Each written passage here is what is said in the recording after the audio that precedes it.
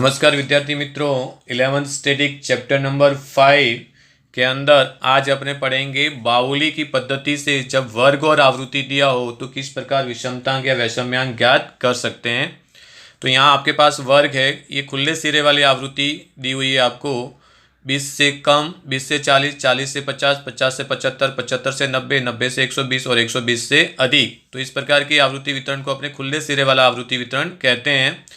तो इसके अंदर आपको क्या निकालना है, Q1, Q3 और M निकालना है। तो F आपको दिया है, तो इसके ऊपर से एक कॉलम तैयार करेंगे अपने CF का, यानी संचय आवृत्ति का। तो चलिए F के ऊपर से CF ज्ञात करते हैं। तो सबसे पहले F कितना दिया है, 30। तो यहाँ लिखेंगे 30 का 30, फिर 30 में 70 प्लस करेंगे तो ये कितना हो गया 100। 100 में 125 प्लस करेंगे तो ये हो गया कितना 225। 225 में 100 प्लस करेंगे तो ये हो गया कितना 325। 325 में 40 प्लस करेंगे तो ये हो गया 365। 365 में 20 प्लस करेंगे तो ये हो गया कितना 385 और 15 प्लस करेंगे तो ये आ गया कितना 400। F का टोटल करेंगे तो N आपको मिला कितना 400। क्लियर। तो बाउली की पद्धति से वैषम्यांक ज्ञात करने के लिए आपको एक ही कॉलम तैयार करना है, वो है CF यानी संचय आवृत्ति का। अब इसके ऊपर से आपको क्या करना है, सबसे पहले Q1 देन Q2 और उसके बाद क्या ज्ञात करना है, Q3 ज्ञात करना है। तो सबसे पहले Q1 ज्ञात करना है। तो Q1 ज्ञात करने के लिए जब वर्ग और आवृत्ति दिया हो तो सबसे पहले प्रथम चतुर्थक वर्ग प्राप्त होगा। तो Q1 वर्ग का सूत्र लगा देंगे अपने। तो Q1 वर्ग बराबर सूत्र लगेगा n/4 व अवलोकन या प्राप्तांक। क्या सूत्र लगाएंगे, n/4 व अवलोकन। तो n कितना है आपके पास 400। तो यहाँ लिखेंगे 400 बटे कितना 4 व अवलोकन। तो 400 को 4 से भाग करेंगे तो कितना मिलेगा आपको 100। तो 100वां अवलोकन को आप क्या करेंगे, CF में देखेंगे। किस में देखेंगे, CF में। तो लिखेंगे 100वां अवलोकन को CF में देखने पर। तो CF में जब आप देखेंगे तो आपको Q1 वर्ग मिलेगा। तो चलिए CF में देखते हैं। तो 100 किस में समाविष्ट है, तो 100 दिया हुआ ही है आपको। तो वर्ग क्या प्राप्त हुआ 20 से 40। क्या मिला 20 से 40। तो यहाँ लिख देते हैं Q1 वर्ग बराबर 2240। ओके। अब Q1 का सूत्र लगाएंगे अपने। तो Q1 बराबर सूत्र आएगा L plus n/4 minus CF upon F into C। Okay. अब L बराबर क्या होगा, जो वर्ग प्राप्त हुआ उसकी अद्ध सीमा। तो अद्ध सीमा कितनी है 20। तो यहाँ L बराबर लिख देंगे कितना 20 प्लस n/4। तो n/4 आपने ज्ञात किया, कितना आया था 100। तो यहाँ लिख दिया 100 माइनस CF। CF का मतलब होता है कि जो वर्ग आपको प्राप्त हो उसके ऊपर की संचय आवृत्ति जो होती है वो CF होती है, और उसकी जो आवृत्ति होती है वो क्या होती है F। तो CF बराबर आपको कितना दिया है 30। F आपका कितना आया 70 इंटू C यानी जो वर्ग प्राप्त हुआ उसके बीच का अंतर। तो 20 और 40 के बीच में अंतर कितना है 20 का। ओके। अब इसको सॉल्व करेंगे तो 20 प्लस यहाँ 100 माइनस 30 किया तो ये आया 70 डिवाइडेड बाय 70 इंटू कितना 20।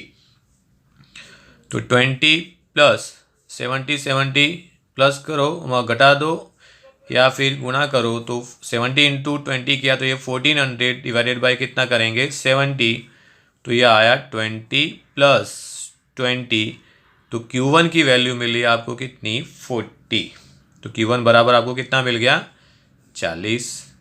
ओके। तो ये Q1 की कीमत आ गई। अब Q1 ज्ञात करने के बाद आपको ज्ञात करना है क्या M यानी मध्य का। तो चलिए मध्य का ज्ञात करते हैं। तो सबसे पहले आपको M वर्ग प्राप्त करना पड़ेगा। तो यहाँ लिखेंगे M वर्ग बराबर n/2 व अवलोकन। तो n कितना है आपके पास, तो n कितना है 400 बटे में क्या लिखेंगे 2 व अवलोकन। तो ये 400/2 किया तो ये आपको मिला कितना, 200वां अवलोकन को वर्ग प्राप्त करने के लिए इसको किस में देखेंगे, CF में देखेंगे। अवलोकन को CF में देखने पर, CF में देखने पर, तो चलिए 200 को CF में देखते हैं। तो कौन किस में समाविष्ट है ये, 225 में। तो इसके सामने वाला वर्ग कौन सा है, तो इसके सामने वाला वर्ग अपने देखेंगे तो क्या मिला, 40 to 50, 40 से 50। तो यहाँ लिखेंगे m वर्ग बराबर 40 से 50। ओके, अब सूत्र लगाएंगे m का बड़ा, तो m बराबर L plus n/2 minus CF upon F into कितना करेंगे, C। क्लियर। अब L बराबर जो वर्ग प्राप्त हुआ उसकी अर्ध सीमा कितनी है, 40 प्लस n/2 किया तो कितना आया था, 200 माइनस CF यानी जो वर्ग प्राप्त हुआ उसके ऊपर की संख्या आवृत्ति कितनी है यहाँ पर 100 और F यानी आवृत्ति कितनी है 125। तो माइनस करेंगे कितना, 100 डिवाइडेड बाय 125 इंटू C कितना है 40 और 50 के बीच में अंतर कितना है 10 का। क्लियर। अब इसको सॉल्व करेंगे तो 40 का 40, 200 में से 100 गया तो ये कितना आया 100 बटे में कितना 125 और गुणे कितना है 10। अब 10 का गुणाकार किसके साथ में हो जाएगा, 100 के साथ में। तो 100 गुणे 10 करेंगे तो ये हो गया कितना 1000 बटे में कितना 125। तो चलिए 1000 को 125 से क्या करें, भाग करें। तो 125 गुणे 8 करेंगे तो 1000 आएगा, तो ये आया 48। तो m बराबर आपको कीमत मिली कितनी, 48, 8 प्लस 40। क्लियर।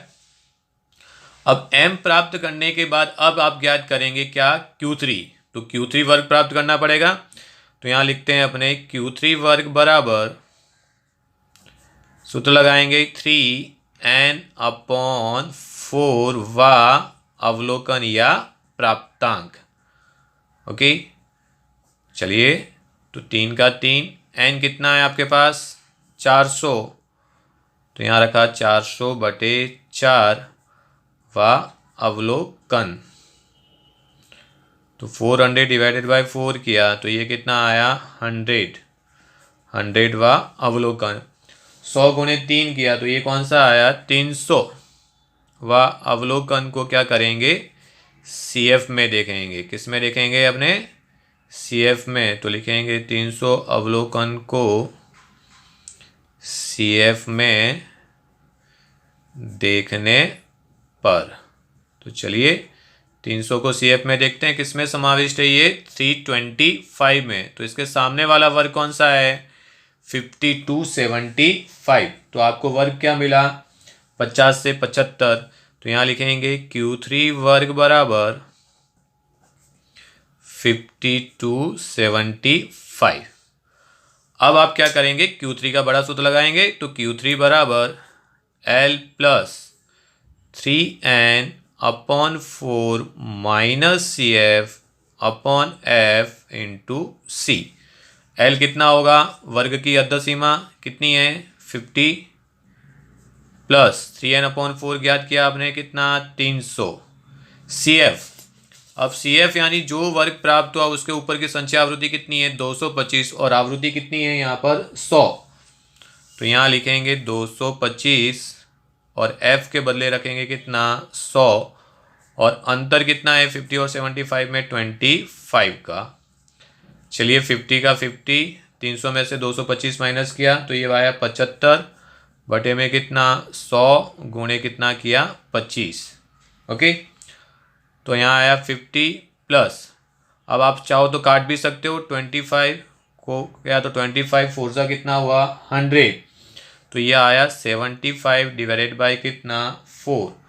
तो 75 को चलिए 4 से भाग करें।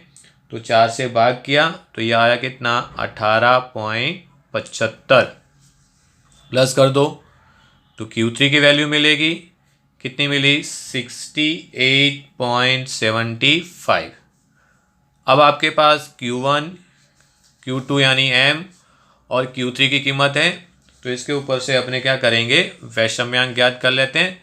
तो चलिए विषमतांक का सूत्र लगाते हैं। J बराबर Q3 plus Q1 minus 2m upon Q3 minus Q1।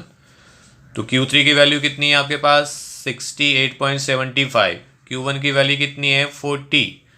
तो यहाँ लिखेंगे 68.75 प्लस Q1 कितना 40 माइनस 2m, m की वैल्यू कितनी है, तो m की वैल्यू आपके पास में कितनी है 48। तो यहाँ रखेंगे कितना 48 माइनस और सॉरी अपॉन 68.75 माइनस कितना करेंगे 40। तो चलिए प्लस कीजिए, 68.75 को प्लस किया तो ये कितना आया 108.75 माइनस 48 इंटू 2 यानी 96 डिवाइडेड बाई कितना 28.75।